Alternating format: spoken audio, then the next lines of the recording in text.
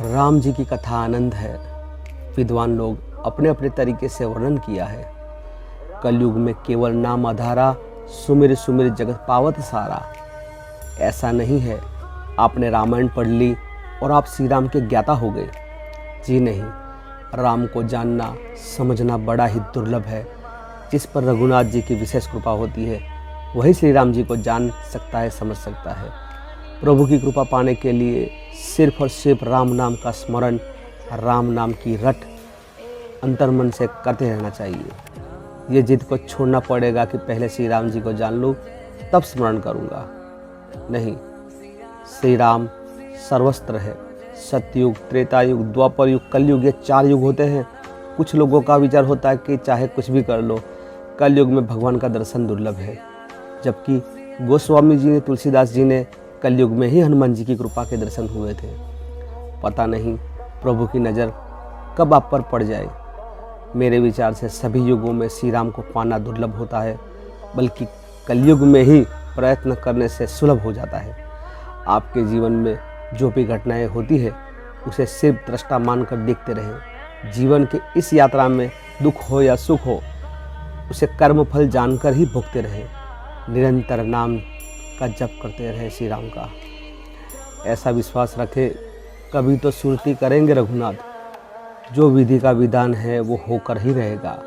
जब तक आपकी आयु है तब तक कोई मार नहीं सकता। राम का जन्म ही दुष्टों का संहार करने के लिए हुआ है। कहा जाता है माता कौशल्या से अधिक माता कैकेयी श्री राम जी को मानते थे। प्रभु श्री राम ने विचार किया कि माता हृदय की गहराई से मुझे चाहती है, मेरी भक्ति करती है।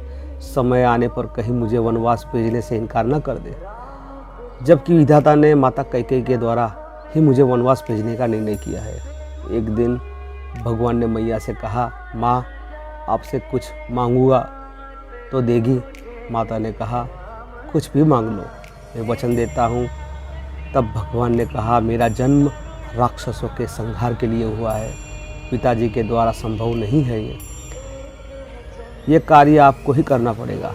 माता कैकेयी ने कहा कि तुमने क्या मांग लिया? हे राम, जब भगवान राम का राज्याभिषेक होने लगा तब माता ने निर्णय, यही समय है राम को दिया वचन निभाने का। अब प्रश्न उठता है, माता राम ने राम के लिए 14 वर्ष का वनवास क्यों राजा दशरथ से मांगा?